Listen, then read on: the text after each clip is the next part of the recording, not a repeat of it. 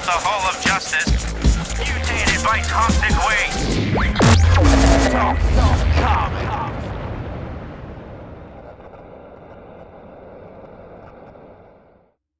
All right, we are here. Talking Games Game of the Year previews, I guess. Looks, Let's Plays. I don't know how you want to put it. One of those things. We're going to be going through 4 of the 5, right? 4 of the 5 nominated games.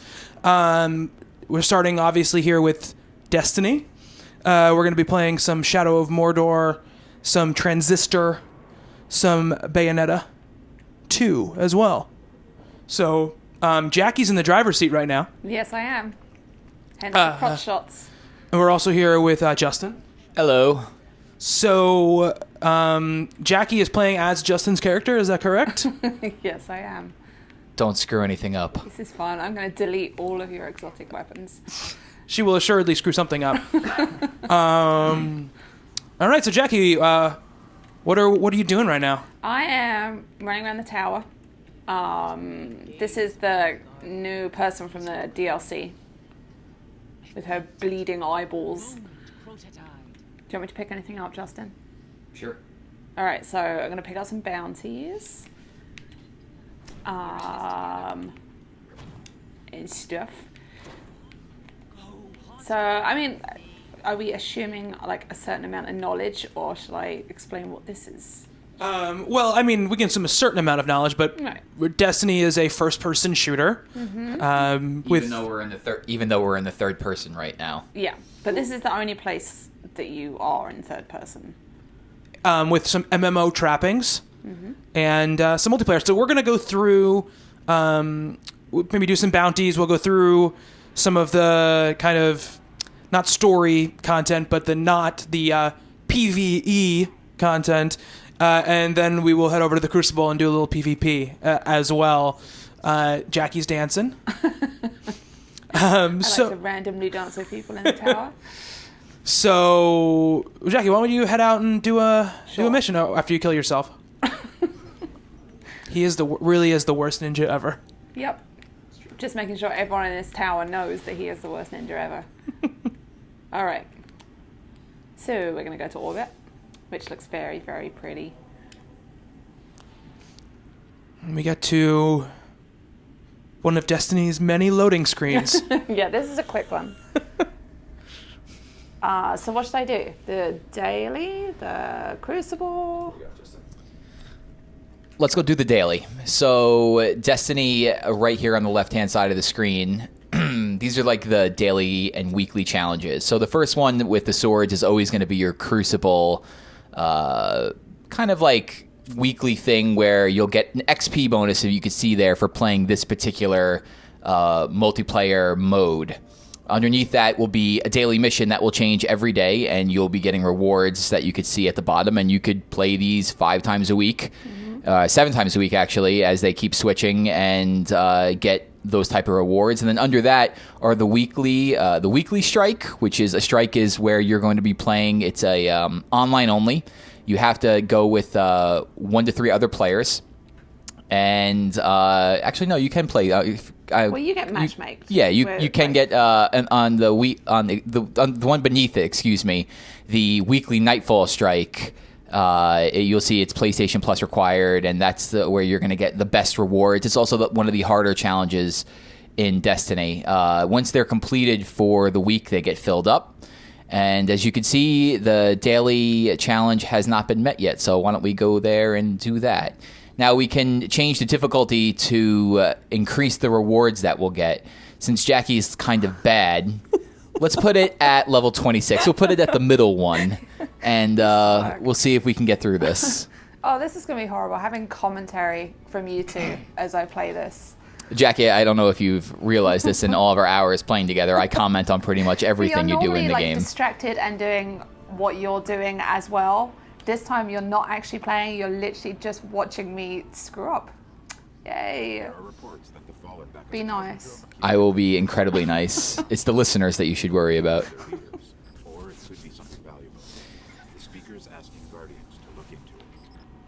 So as we fly on down to the planet, I didn't even see which one was this. It was on Earth, right? Let's see what mission this is. Okay, the Skywatch is just on the other What side of is the that?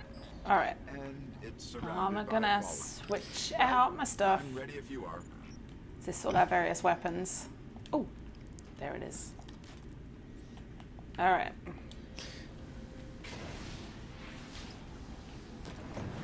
Whip out the Sparrow, which is one of the most loved things in Destiny. Ripped straight out of Star Wars. Sound and all. It's amazing. You know, this place must have been amazing before the collapse. Thousands of So we're just traveling to our destination where we're going to most likely fight a bunch of bad guys. And we'll have to wait for our literal robot companion to probably do something. That's a lot of what Destiny is going places and fighting people and waiting for Peter Dinklage to tell you to move on. Well, Jackie's cruising by rather quickly, but, you know, one of the things about Destiny is that the game is rather beautiful to look at. Jackie, why don't you just take a second and give us a look around and at our surroundings. Oh, hang on. Also, try not to die. That's a level 3 captain. You should be able to take him out. So we're in old Russia, where there were space stations. This takes place after the fall of mankind. And we're just outside the last protected city on Earth. And what's nice about Destiny is that they have these zones. Like, we have a mission that we're going to do right now, but all of this is available for us to explore. If Jackie wanted to, she could jump down and go through those canyons to her left, and there'll be an entire other area for her to explore. It's not where she's not going to be accomplishing this particular mission, but if she wanted to, she can go back to orbit, come back down to this area in a patrol mode, and just pick up little random quests in these areas and complete them as she goes on by. And she can gain XP for doing so, and it's just a fun way to, you know, gain experience, and also it's a great place to like meet up with friends and just talk about your day and what you're doing and to shoot some enemies in the face. So why don't you take us in, Jack? Okay. So I'm trying to remember which level this is. I did it earlier today, which is just ridiculous. I can't remember. We're in. This was How many times do you think you've seen this hallway? Oh, 100 million times. Yep. You know exactly what's coming. This is the whole load of thralls. And this was great. The first time you play this, get it open. once we open this, the first time you play this level is awesome because you don't quite know what's coming. And then all of a sudden, everything is.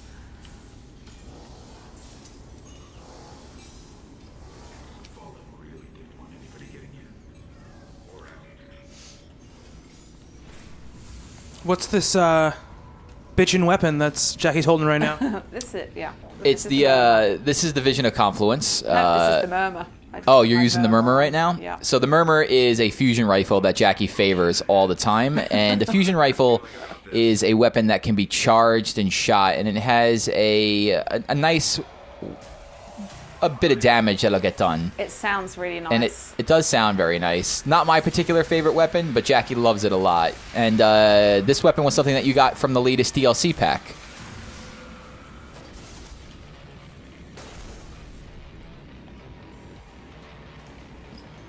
The gun she's holding right now is Vision of Confluence. It's a scout rifle.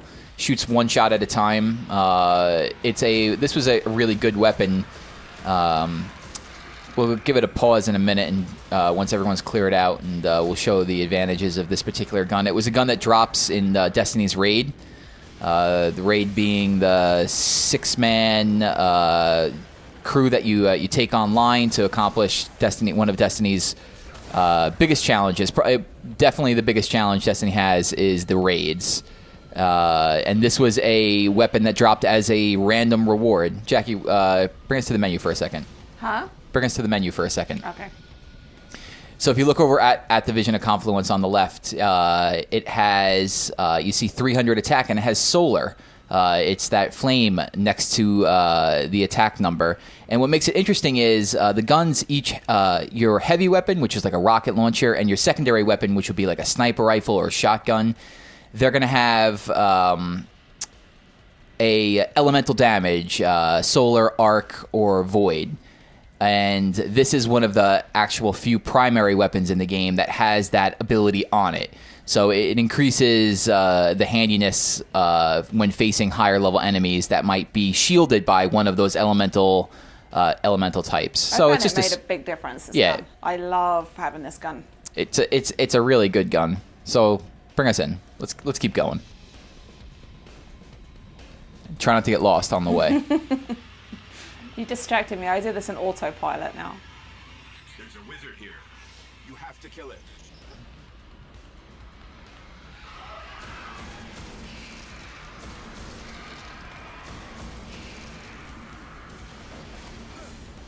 I do not enjoy that grenade. Just so you know. It wasn't one of your better ones, but it'll do. This mission is actually probably one of Destiny's most famous ones. In the beta, which came out this summer.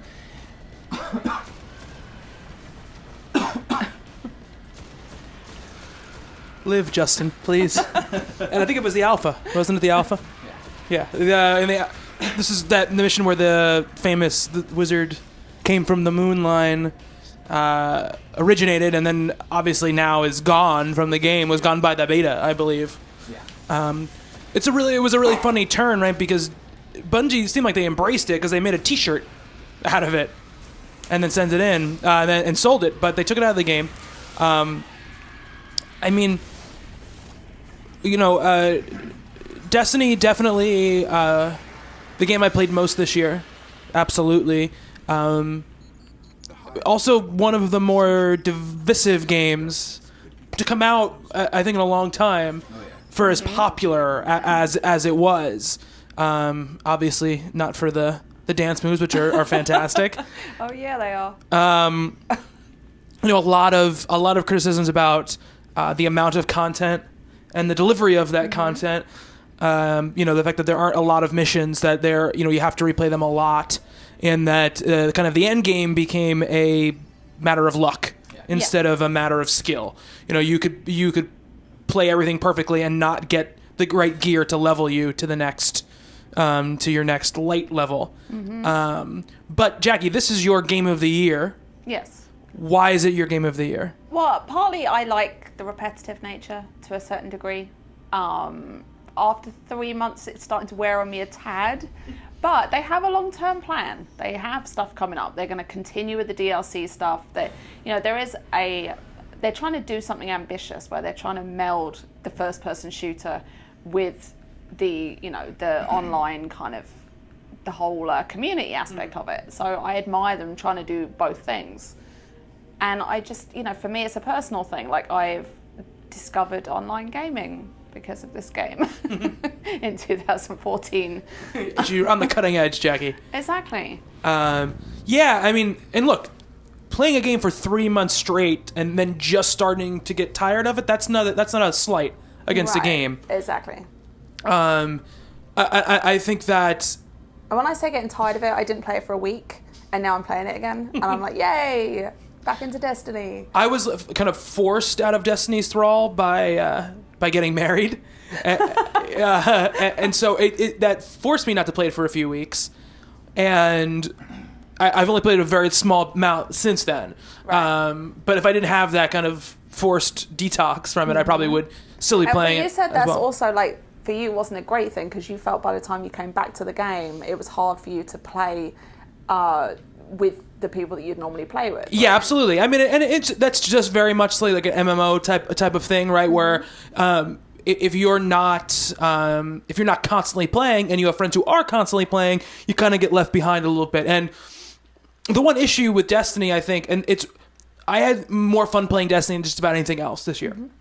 But the one thing about the game is that the reason the leveling system, I think, if you're not deep in it, is really an issue, is because once I was behind, thinking about going back in and leveling up, becomes not just an issue of time, but an issue of luck. Like I Right. said before, right? So it became this thing where I was like, I could play, but I could play for 20 hours Right. and get one level. If, you know, Well, they've done stuff to help out with that, like with the expansion. with the packs DLC, and they that. changed the leveling. Because now, like, yeah, you definitely can if you're willing to hit those strike lists Mm-hmm. and the Crucible, and you're willing to do like max it out every week. You can buy everything you need. Right. The only problem I'd have with that is that they cap you at 100 points a week. Right. Yes. So you of can course. max out, and you still don't actually have enough to buy one piece of armor that you might need. Right, and you know, it keeps you in the game in that way. You know, it wants you to keep playing. It doesn't want you to max out the game in a week.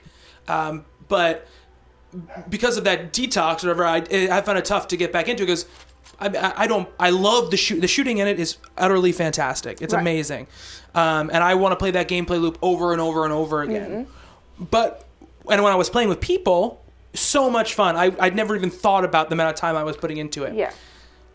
But when you try to do that stuff on your own, it loses a lot, I think, of the draw of the game, right? Yeah. Once the social aspects are taken away from you, then you're playing the same things Oh, over and definitely. over again. Yeah, I can play the same levels over and over if I'm talking to people while Yeah. I'm doing it because I'm not even really paying attention. Yeah. And also, you know, when you do one of the levels where you sell it at 30 and it's more challenging, it's fun to play with other people. But Absolutely. I wouldn't go in and do a level I've played 100 times at level 30 on my own. Right.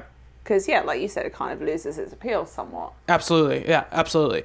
And I think that's a lot of the reason. I think a lot of the criticism of the game comes from people who looked at it as if it was going to be a fulfilling single player experience Right. along the lines, obviously, of Halo, which is obviously what Bungie is known for. And it doesn't really fulfill that, right? None of the mission design, none of the mission structure is as interesting or fluid as the Halo games became when they really came into their own. But that's not what the thing is. That's not what the game is about, right? The game is about those social situations. Yeah, that's what I mean. That's why I feel like they've been ambitious with what they're trying to do. Yeah, and absolutely. Most have pulled it off. Yeah, absolutely. And they're still working on it. This is Yeah. not a game they've put out and now it's done. Yeah. You know, they're still putting stuff out for it, and there's still going to be DLC. And, you know, I still have a lot of faith that they're going to improve the stuff. Mm-hmm. And, you know, also they're probably going to, like, screw you over even worse with other stuff. Because that's what they do. Yep. Justin, you're about to jump into some multiplayer here, some Crucible. Yep. Let's hope I don't embarrass myself. So, what do you think of the multiplayer in general, the competitive multiplayer? I really like it. It's different from most other multiplayer modes or multiplayer games because of the supers that each character can do, whether it's, you know, throwing a flame ball or a fireball or putting up a dome to protect yourself or your team. This particular mode that we're going into is called Control. It is about holding bases, and when you hold these bases, it increases the points that you get, and it's just it's about reaching a score. The shooting feels great. I like the fact that your grenades are limited, and it's really interesting to see how this particular team is going to play off of each other because of the special abilities that we have. So I'll let you get into it. I know talking and playing about multiplayer probably isn't the best idea, though you'll probably hear Justin screaming before it's over. Actually, that's very true. He should have played the Daily Heroic, and I should have played the Crucible. Do we have that bleep button? We don't need a bleep button. We're an explicit show. Now, Jackie, people listen to the podcast know that obviously this has been your year of growth. Yes, it is. And you had really never played much of a first-person shooter before you played Destiny. Never. I was always very intimidated Yeah. by the thought of it. Certainly never competitively. No. But you've played quite often competitively in the game. Absolutely. I do. I played Crucible a lot. So what is it about the competitive multiplayer that you enjoy? Well, I have to say, one thing is I didn't realise it could be as anonymous as it is. Like, to me, they're just like they're PSN names floating above people's heads.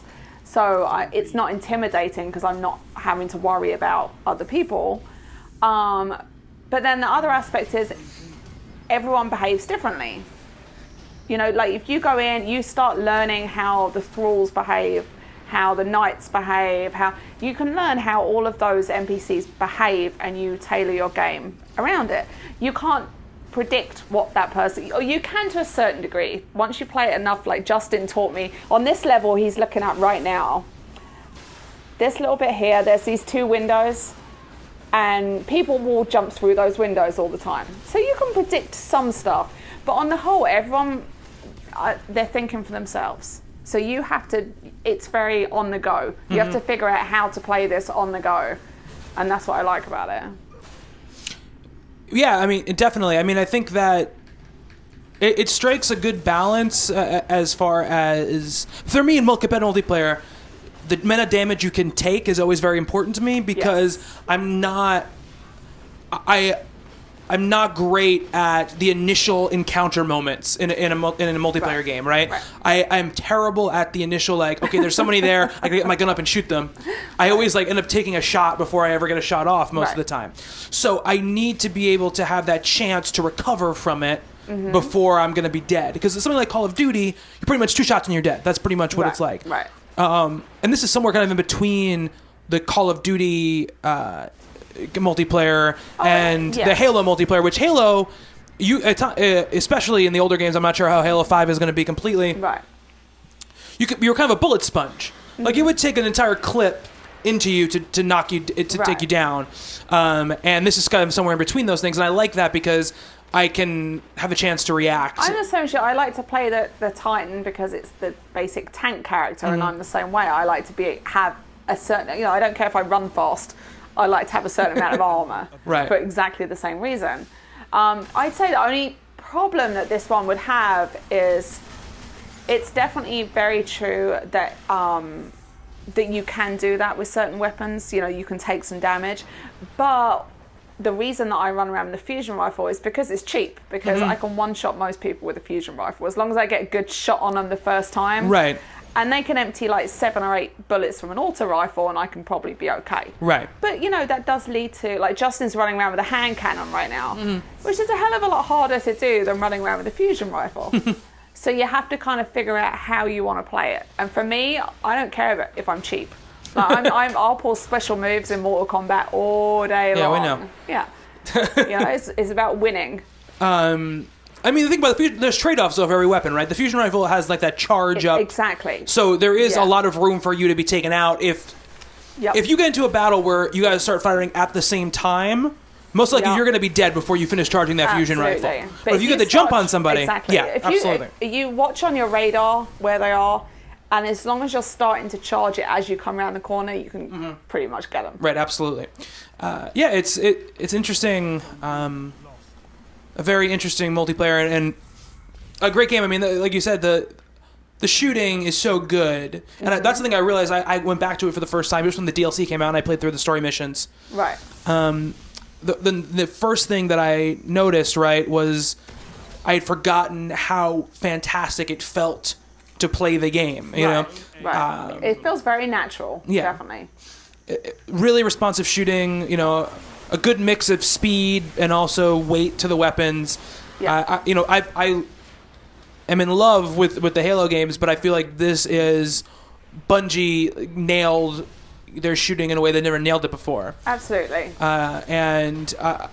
It's pretty amazing for that. Justin's doing so good. He is. He's getting very angry. Like he is like on the point of swearing. And the only reason he's not yelling is because we're recording this. Yeah, he's or he'd be yelling right now. Himself around, but he's not actually cursing. Yeah, you should just curse. You gotta give the audience the real Justin. People do not want to see the real Justin. Ouch. It's scary. Ouch. Very scary. First match in like a month, and we're getting absolutely hosed. We're playing a team that's been playing for a while. It's frustrating. Hopefully the next one's better.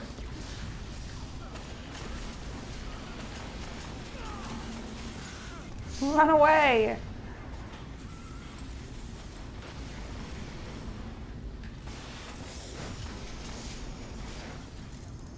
See, I would never run around with a hand cannon. To me, that just seems like the worst idea ever. I mean, it's probably very accurate. And it's strong. So I understand. Absolutely. For me, though, I'm not incredibly accurate shooter, so I need something that's going to give me some spray. Thing. He just wants to look good running around with that thing. Ooh. Now he's mumbling to himself. It's starting to break. He's starting to Lacy break. Bra PhD. That's an interesting combination. That's the other thing. The PSN names, I love just running around and finding good ones. Well, Wang Stang just got killed.